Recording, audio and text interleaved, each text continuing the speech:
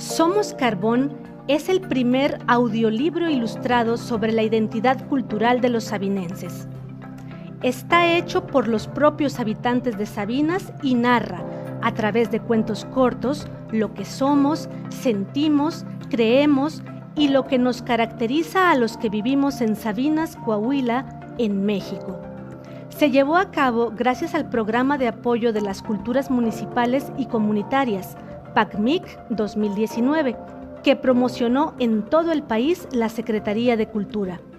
Son 5 cuentos cortos de autores sabinenses elegidos mediante un concurso comunitario abierto, así como ilustradores, voces y edición digital local los que integran este compendio artístico que permite enaltecer el sentido de cohesión social y de comunidad, fomentando la salvaguardia del patrimonio cultural inmaterial. La propuesta fue desarrollada por la Fundación Montemayor Seguí, asociación civil de gran empuje educativo y cultural que participó por Sabinas, Coahuila en la convocatoria PACMIC, resultando ganadora en el ámbito de artes populares de la palabra escrita, con una propuesta de sensible compromiso comunitario y adaptada a la época de pandemia por la que atraviesa la humanidad, para llevar lo escrito a lo audiovisual y así llegar a más personas de todas las edades en una realidad cada vez más conectada por la era digital y que asimismo debe priorizar las precauciones sanitarias para procurar la salud pública sin desatender la vena del arte y la cultura de los pueblos, que son las que nos fortalecen, nos elevan y nos permiten preservar nuestras tradiciones, costumbres y el orgullo por nuestro origen. El objetivo de este producto artístico es incidir en el fortalecimiento de la identidad cultural de los sabinenses, fomentando la lectura, la escritura y la investigación, así como impulsar el talento local para narrar las historias que están pendientes de ganar su inmortalidad al contarse dentro de un libro. La intención es que Somos Carbón sea propiedad de todos y pueda llegar a cualquier rincón de Sabinas, de Coahuila, de México y del mundo, gracias a poder compartirlo por la web y por las redes sociales, o grabarlo en unidades físicas que luego sean reproducidas en cualquier pantalla si se trata de comunidades alejadas o con poca conectividad. Como un libro que es, te invitamos a disfrutar todo su contenido, pero después puedes ir a tu cuento favorito, dado que te indicamos en nuestro índice digital el segundo exacto en que comienza cada pieza.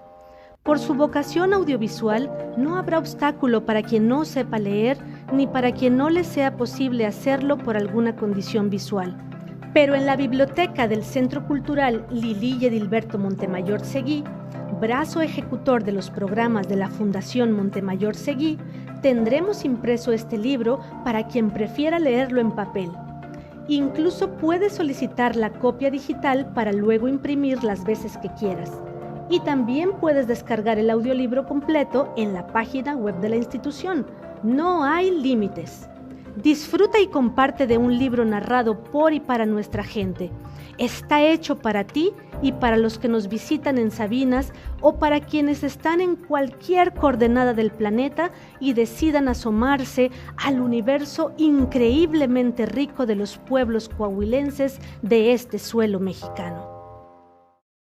El armisticio de San Pancho Villa.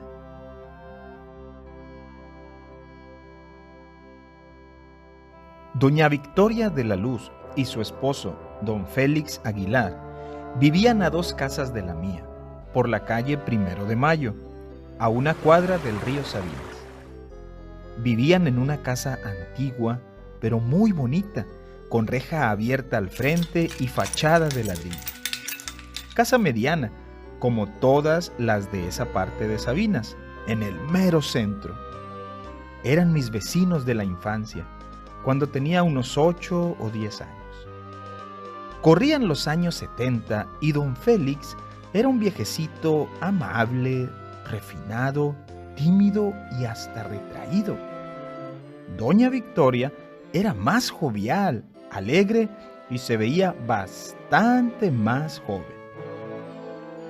Doña Victoria nos contaba que su madre por poco muere al tenerla y que al nacer le dijo que había vencido a la oscuridad, a las tinieblas.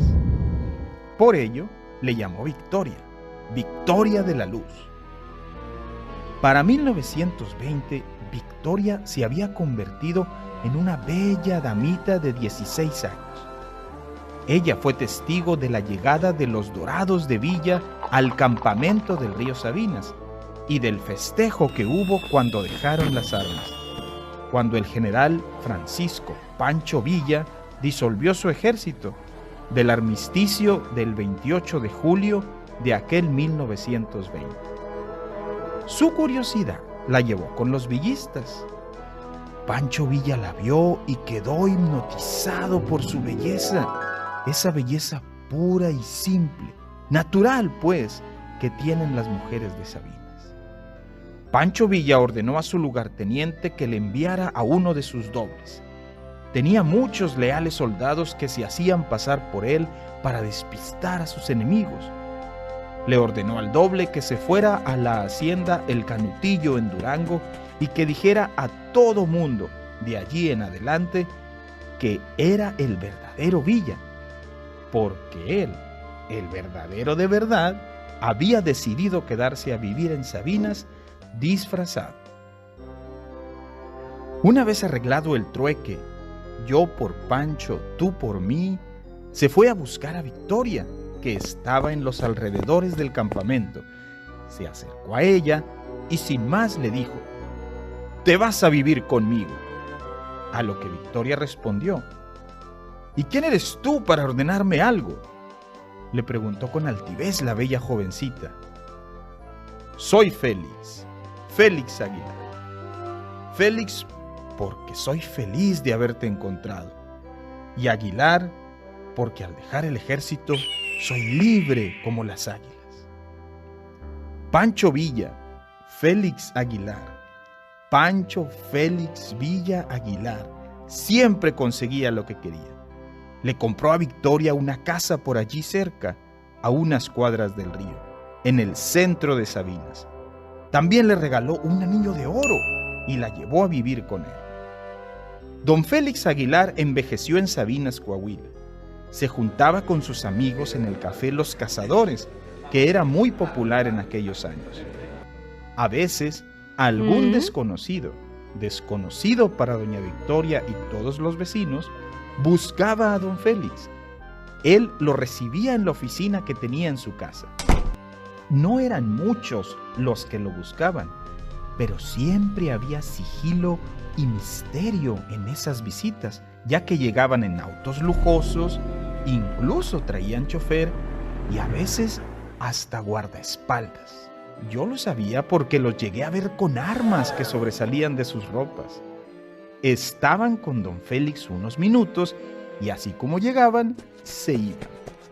Aunque esas visitas eran poco frecuentes, notaba que nunca eran las mismas personas. Siempre me imaginé que eran agentes secretos o espías, pero nunca lo averigüé.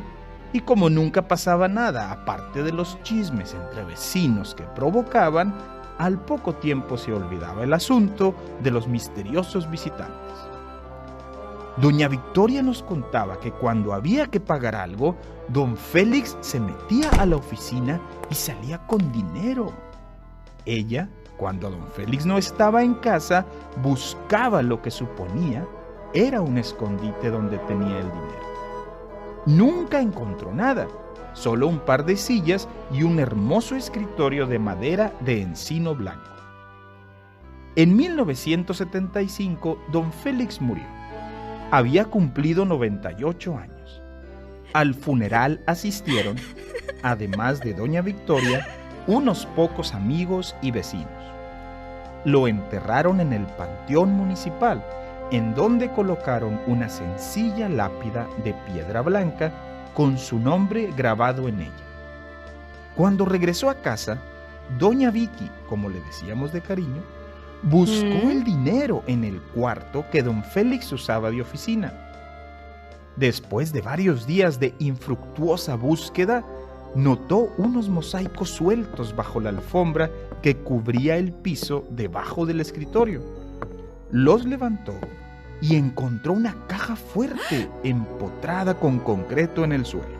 Llamó al mejor cerrajero de Sabinas, quien le dijo que ese tipo de cajas solo se abrían sabiendo la combinación o con dinamita. Pero si decidían dinamitarla, corrían el riesgo de volar toda la casa y destruir el contenido allí guardado. ¡Ah, qué Félix tan bruto!, pensó doña Vicky. Nunca me dijo cuál era la combinación. Probó todos los números que se le ocurrieron durante algún tiempo: fechas de nacimiento, aniversarios, números de la suerte. Nada abría la caja, hasta que recordó que el anillo de oro que don Félix le regaló cuando se fueron a vivir juntos tenía una inscripción, una fecha: 28 de julio de 1920. Y lo probó: 28 a la derecha, 7 a la izquierda, 19 a la derecha y 20 a la izquierda. La caja sonó con un discreto crujido. Bajó la manija y se abrió. Adentro había oro, mucho oro, grandes cantidades de dinero, documentos diversos y los partes de guerra del general Francisco Villa. Aunque nunca se lo dijo directamente, ella siempre sospechó que su viejo, don Félix Aguilar, era en realidad el legendario general Pancho Villa. Ahora lo sabía con certeza. Algunas veces, durante el tiempo que fuimos vecinos, doña Victoria decía que don Félix en realidad era Pancho Villa. Nunca le creímos. Además, al general lo habían asesinado hace mucho tiempo y lejos de Sabinas. A nadie se le ocurrió que aquel pobre general asesinado en Parral, Chihuahua, el 20 de julio de 1923, podría haber sido un impostor. Cuando murió doña Victoria, algunos años después, sus sobrinos lejanos vinieron al sepelio. La enterraron en la misma tumba que don Félix para que siguieran su amor en el más allá. También decidieron vender la casa.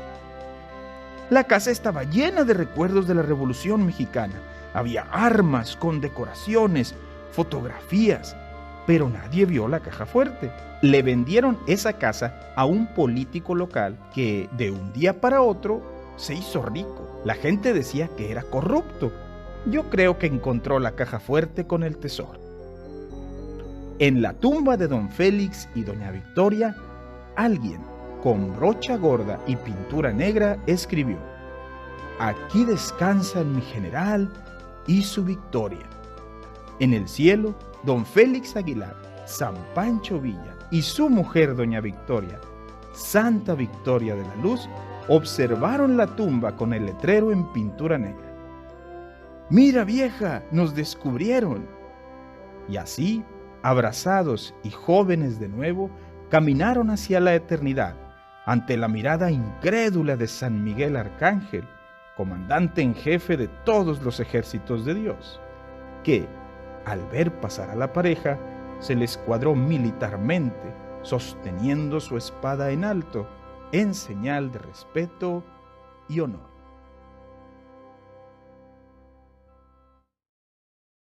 Holocausto Negro.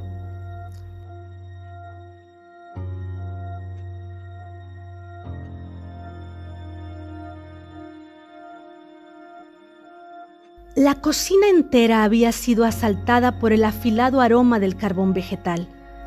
El febrero de Sabinas es muy distinto al febrero de cualquier otro lugar. Los amaneceres del segundo mes del año son luminosos y fríos. Los rayos del sol extienden sus resplandecientes fulgores sobre todo aquello que iluminan, desde la descaradamente desértica tierra, más desértica que el desierto mismo, hasta el ala de una mariposa moribunda. Amalia, sentada frente a la ventana que daba a la calle, se sentía inquieta. El recuerdo de las 10 de la noche con 30 minutos del día de ayer, hora en que normalmente los párpados le pesaban tanto que tenía que recostarse, había llegado a ella de una manera tan suave como el beso de la mañana, llevándose su sueño. Amanecería en cualquier instante. El cielo estaba siendo pincelado de un color rosa pálido y de un momento a otro cambiaría a ocre. Las nubes reflejaban el espectáculo bicolor en su textura ovejuna y eso guió la ola de su pensamiento hacia otro puerto. El desayuno estaba listo, aún tibio, un desayuno cargado, típico de un rey de la tierra, que era como un delegado sindical se había referido al oficio de su marido: minero. Saldría de la mina a las 6 de la mañana. No le gustaba quedarse más tiempo del necesario. Abordaba la destartalada camioneta de su compadre, aunque en realidad no le había bautizado ningún hijo, como un marino que se echa a la mar, y conducían por la gris carretera que partía en dos el desierto, con el sol pisándoles los talones y cazándolos desde las alturas. Al llegar a casa, lo hacía como un vikingo regresando victorioso de una batalla, el rostro manchado de negro, los ojos involuntariamente delineados, la barba despeinada, la tos que las paredes le devolvían en una lluvia de ecos. Besaba a Amalia en la mejilla y tras arrojar su morral al lado de la puerta, se sentaba a comer como si llevase días sin hacerlo. Para Amalia no era algo nuevo. El ritual se repetía en su mente hasta perderse en su memoria. Había sido hija de un minero y también sobrina, hermana y ahora esposa. Estaba acostumbrada a la tos, a las voces innecesariamente elevadas, a la postura encorvada, las callosidades en las manos, las cervezas de todos los viernes a las 7 de la tarde. Bajó su mirada hacia su vacía taza de café. El peltre estaba tan frío como su mano y había formado un concho al fondo de ella que adoptó la forma de un signo de interrogación. ¿Por qué no había podido dormir? ¿Por qué se sentía tan inquieta? El niño se encontraba tras ella. Era demasiado pequeño para sus casi 4 años. Tan pequeño que a Amalia le preocupaba la posibilidad de alguna deficiencia de vitaminas. No le gustaba pensar en ello porque deficiencia significaba medicinas y medicinas significaban doctores y doctores significaba dinero. Ellos no podían pagarlos. No importa qué tan sindicalizado fuese su marido. No tenían dinero. Se incorporó y caminó hasta su hijo. Cuando pasó delicadamente sus manos sobre su espeso cabello para intentar poner algo de orden en él, descubrió que estaba temblando. ¿Por qué?, pensó. No era el frío, era algo más fuerte y al mismo tiempo íntimo. Cruzó los brazos y encogió sus hombros, como los gorriones del olmo del jardín de su madre hacían para protegerse de los últimos murmullos de invierno que resonaban por todo Sabinas. Dirigió su mirada hacia la mesa hecha, el mantel de hule reluciente e impecable, el plato de plástico de su marido dispuesto frente a la silla que solía ocupar cuando comían. El aroma a carbón vegetal seguía siendo muy fuerte y se mezclaba con el aroma de la pasta que había cocinado, junto con el del frijol recién cocido y la carne recalentada del cumpleaños del compadre de hace 2 días. Y justo cuando se descubrió maravillada por ese torbellino de aromas que parecían no poseer armonía, tuvo miedo. A la casa le hace falta Isaías, pensó. Aquello no podía ser una mesa si no estaba él. No podría ser una cocina sin un rey de la tierra que comiese lo que había en ella sin importar la calidad de los alimentos o su fecha de caducidad.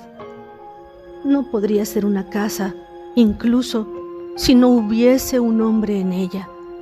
El señor, el papá, el jefe. Amalia se sentía vulnerable. Estaba acostumbrada a sentirse protegida por su marido.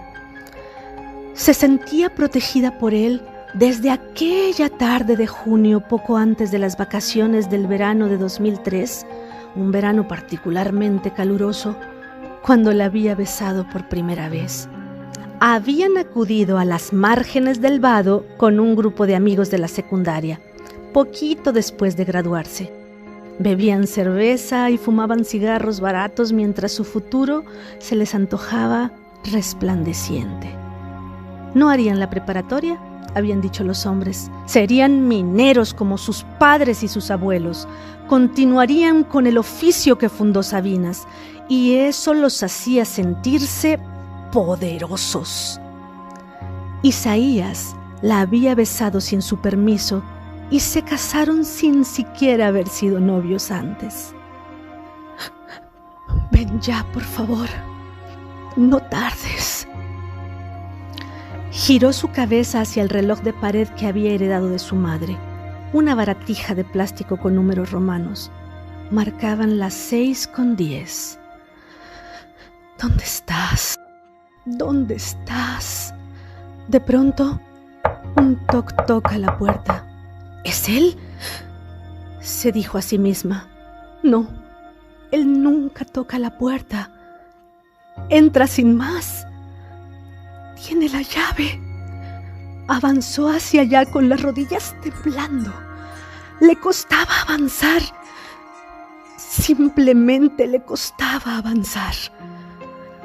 Sentado en el sofá, el niño, que ya había despertado, observó el trayecto de su madre con los ojos negros muy abiertos, brillantes, con ese resplandor de gota de lluvia que antecede a una lágrima. Amalia abrió la puerta. «Te estuve marcando», dijo Celia, la vecina. Su enorme cuerpo estaba envuelto en un chal de textura floreada, con los ojos hinchados de quien se despierta más temprano de lo habitual. «El celular está descargado», le respondió Amalia. La ansiedad empezaba a brotar de su pecho como un cuchillo abriéndose paso entre las entrañas. Cuando Celia estalló en lágrimas, Amalia hizo lo mismo. Celia también era esposa de un minero. Como antes había sido nieta, hija y ahora esposa y madre de mineros. «¿Qué pasó?», preguntó Amalia. «La mina 8», respondió Celia en un grito. «¡Explotó! Dicen que no la libró nadie». La mina 8 de pasta de conchos. La mina de los hijos y el esposo de Celia. La mina de Isaías. Amalia cerró los ojos. Pensó en la cocina vacía, en el plato vacío, en las camisas planchadas del armario que esperaban a su marido, tanto como ella misma. Pensó en su hijo y en ella. Vacíos. Pensó en la vida misma. Vacía. De pronto, el niño tiró del dedo índice de su madre, en su muy particular y tierna manera de sujetar una mano que le quedaba demasiado alta. «¿Y mi papi?», preguntó.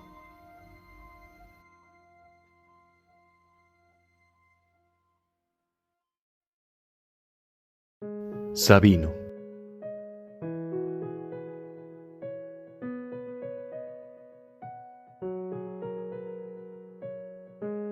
Los enormes pinos que daban la bienvenida en la entrada de mi casa se derrumbaron con la severa tormenta de mayo hace 3 años. La jacaranda que planté con la ilusión de verla florecer simplemente no se dio, como las otras 3 de su especie que también sembré. El álamo que me vio crecer, que yo creía eterno, no soportó las congelantes noches de febrero. Se secó hace 2 inviernos. Solo el ahuehuete, el sabino que impera majestuoso en mi jardín, cínico y longevo, observa la vida pasar. Estoy seguro de que me verá morir. Sus raíces, que bajan al menos 5 metros al caudal del río, crecen violentas hasta romper el camino empedrado, y respetuosas se apoderan de todo a su alrededor. Sospecho que un día van a crecer tanto que destrozarán mi casa o la esconderán por completo. Una vez que un sabino se enraiza, es para siempre, no se mueve. Todo tiene que ser y crecer en torno a él. Todo, absolutamente todo lo que lo rodea, incluido yo, orbitamos como planetas a su alrededor. Lo vi llegar por primera vez en una lata de pintura Comex. Soy testigo de su lento pero invariable desarrollo. Recién plantado, mantuvo una manguera de chorro constante, lo que aseguró sus primeros años. Después, se vio amenazado con la presencia del nuevo intruso del jardín, un inquieto y enérgico boxer blanco. Bien dicen las abuelas, o plantas o patas. Y si bien fue la vegetación la que sufrió el encuentro con nuestra mascota, el sabino aguantó sus aporreadas. Ya más crecidito, pero todavía mediano, se vinieron unos años de buenas heladas. Nadie apostó a que sobreviviera, pero su tronco, cada vez más grueso y más fuerte, no se dio por vencido. Después aparecieron plagas, sequías, inundación. Nada de eso le quitó la vida. Incluso pareciera que entre más adversidades surgían, más se imponía y aferraba su existencia. Hoy, 25 años y 15 metros después, es un árbol sabio que ha sabido luchar por sobrevivir a pesar de tener pocos recursos y muchas fatalidades. Me recuerda tanto a nuestra gente, que viviendo en medio de la nada, en un área desértica con pocos medios, encuentra la manera de crecer, mantenerse fuerte y con vida. Es un árbol que nunca pierde su follaje. En cualquier estación del año y bajo cualquier infortunio, va a mantener sus hojas, mismas que regalarán una apremiante sombra en los soleados días de verano. Eso nos mantiene con la idea de que aquí, los sabinenses siempre mantenemos nuestra esencia y nuestro espíritu intacto, a pesar de las situaciones, siendo acogedores y generosos como la sombra de nuestros árboles. Se sabe que el ahuehuete tiene la capacidad de adaptarse a los cambios y está preparado para sufrir situaciones extremas como una inundación o años de sequía. Es decir, es bien aguantador. Soporta todo y no se deja morir. Así veo que son las personas de mi pueblo. Gente que no le tiene miedo a los cambios y a pesar de vérselas negras, encuentran la manera de resistir, logrando transformarse antes que sucumbir. Si naciste aquí, si creciste en esta tierra de contraste de desierto y agua, eres como un sabino enraizado en la cuenca del río. Dejas que la fluidez del agua te recorra, azote, golpetee, pero jamás te dejarás arrastrar por su corriente. Permaneces anclado a tu historia, a tu tierra, a tus costumbres, a tu gente. Reconciliarte y reconocer la raíz nos hace crecer. A veces no entiendo qué me tiene aquí, enganchado sin moverme de esta ciudad, pero siempre concluyo que sigo aquí porque es mi sitio de círculo de amor, ya que las personas que conforman mi alrededor son muy cálidas, como nuestras noches de verano, y cada una de ellas representa un solemne sabino que está fijado con los pies y las raíces en el suelo. He vivido en lugares ajenos y maravillosos. Puedo ver la magia de los sitios y aunque me encuentre lejos, siempre tendré mi raíz varada en este territorio. Soy como los sabinos, que se aferran con coraje a su tierra, y no hay poder humano o fenómeno natural que nos mueva.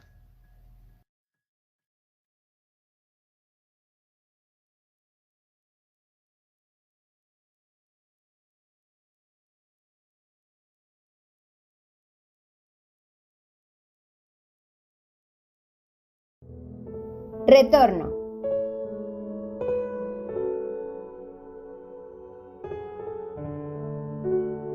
Las señales que percibe cada vez se vuelven más insoportables. Adolfo era reportero y su trabajo lo llevaba a todos los lugares del planeta. En una de sus visitas a Madrid, se topa con el árbol más longevo de toda la ciudad y le resulta comiquísimo que se trate de un sabino. El Zen en París, con ese peculiar verde grisáceo sombrío y esa calma como agua de alberca, le trae a la mente las adjuntas del río Sabinas.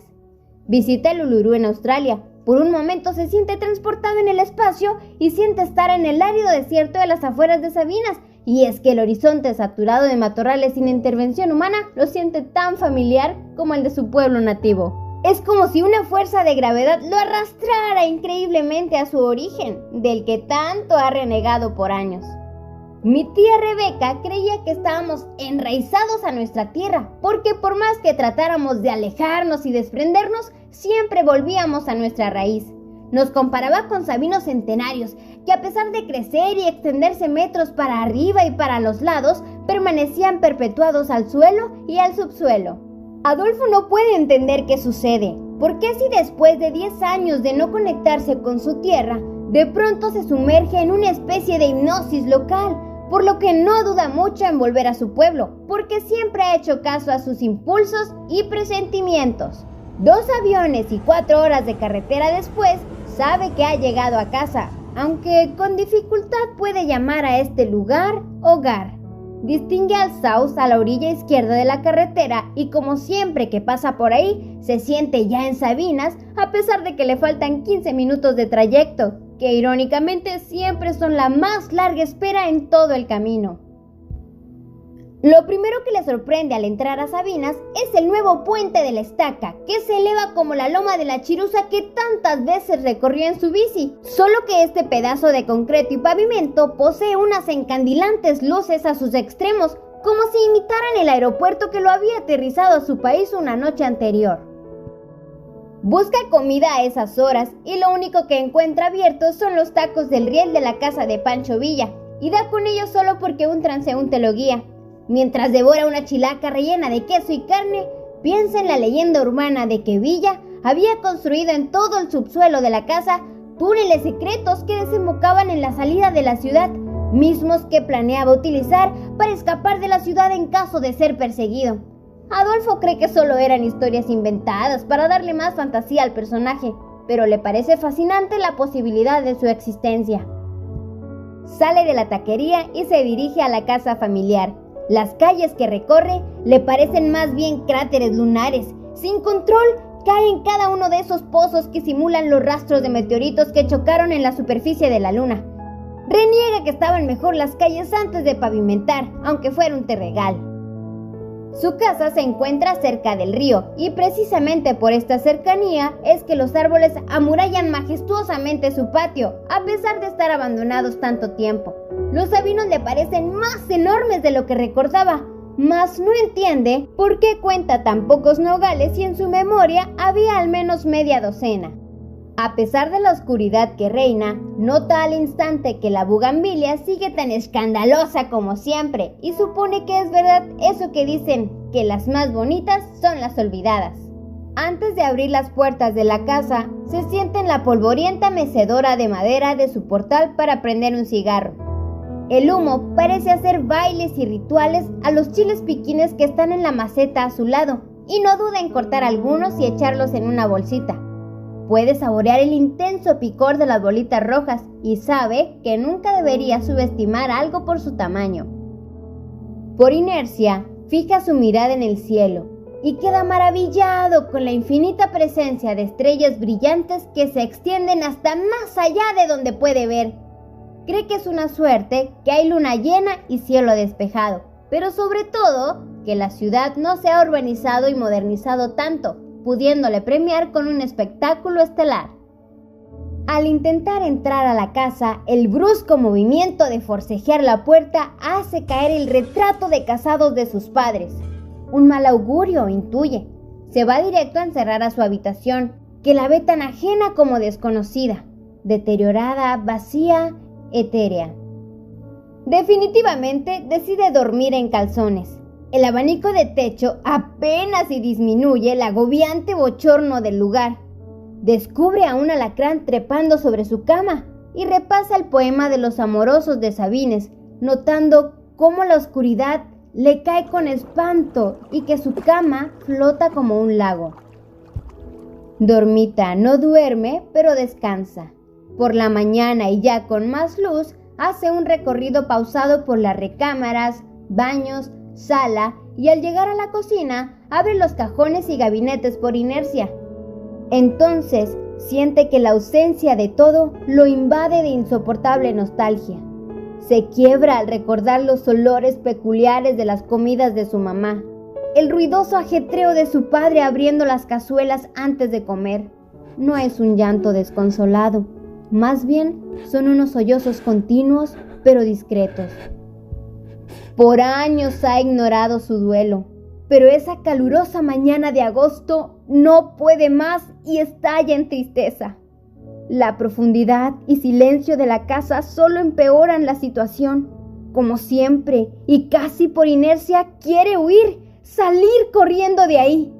Decidido a irse en ese preciso instante, unos ensordecedores toquidos lo sacan del limbo. ¿Cuánto tiempo? Misael, no puedo creerlo, estás idéntico. Pero ¿cómo supiste que estaba aquí si apenas voy llegando? Por el carrazo estacionado afuera. ¿A poco es tuyo? Es de mi trabajo, pero sí, es mi nave por ahora. Pero pásale, no tengo mucho que ofrecerte, voy llegando. No, hombre, nada más quería saludarte. Pero cáele a la noche a la casa, vamos a hacer carnita. Vivo donde mismo y ni lleves nada. A mis jefes les va a dar un gustazo verte. Ahí te caigo, carnal. Gracias.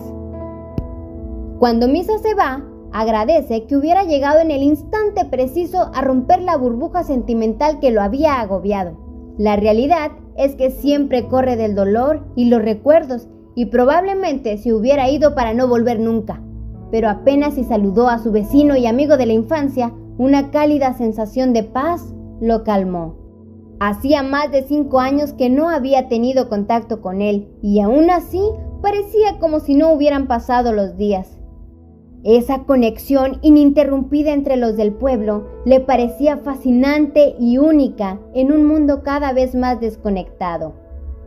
Tras ese breve encuentro, sabe que ese sentido de pertenencia nunca se había esfumado. La invitación de esa noche le alegra al imaginarse rodeado de caras conocidas, clamatos de tite, tortillas de harina bien hechas y mujeres hermosas, exageradamente arregladas hasta para una cena casual alrededor del fuego.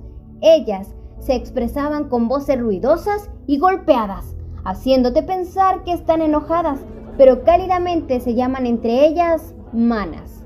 Hermanas, sonríe. Después de todo, no ha perdido a toda su familia.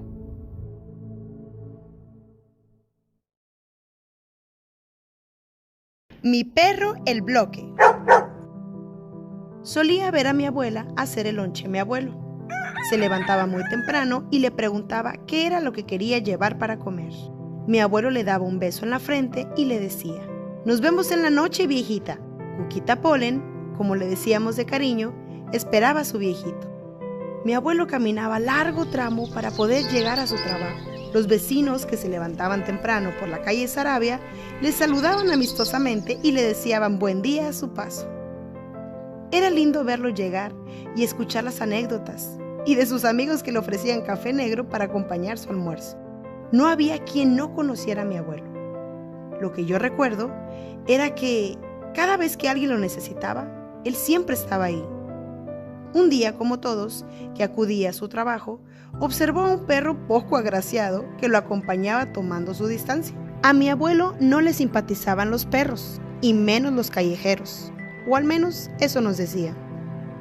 El perro, al parecer, tenía dueña, una viejecita que vivía sola y la venían a visitar poco. Mi abuelo Lázaro solo la veía sentadita en el porche de su casa para tomar el sol de la mañana. «Ya viene este perro apestoso de nuevo», decía mi abuelo. Le aventaba piedras, lo corría, pero el perrillo nunca se fue. Al cabo de meses, el comportamiento de ambos, mi abuelo y el desdichado animal, seguía igual. Mi abuelo, cansado de corretearlo, se resignó a tener un acompañante. A la hora del almuerzo, en su trabajo, el perro le esperaba en la banqueta donde daba sombra y brisa de verano. Mi abuelo Lázaro le compartía de su lonche y le traía un poco de agua en un improvisado recipiente hecho de una botella de refresco cortada a la mitad. Ambos comían en silencio. Los amigos de mi abuelo le decían que ese perro le podía hacer daño, ya que era callejero y sucio. Él nunca les prestó atención. Un día, que como siempre se acompañaban, mi abuelo dijo: «Oye tú, de seguro no tienes un nombre decente», decía en tono sarcástico, como si el perro le fuera a contestar. «Te pondré un nombre razonable». El perro, viéndolo medio confundido y con su cabeza de lado, esperó tranquilamente lo que su nuevo amo estaba por decirle. «Te llamaré Bloque». El can, como gesto de respuesta, solo se levantó del asfalto y sacó la lengua al mismo tiempo que movía la cola en señal de aprobación. Y así siguieron caminando. Era tal el cariño que mi abuelo tenía por ese apestoso que todos los días le hacía de comer muy delicioso ese perro, como si se fuera a sentar a la mesa. Todos nos burlábamos de él, pero mi abuela nos callaba diciendo que ese perro lo acompañaba todos los días a su trabajo.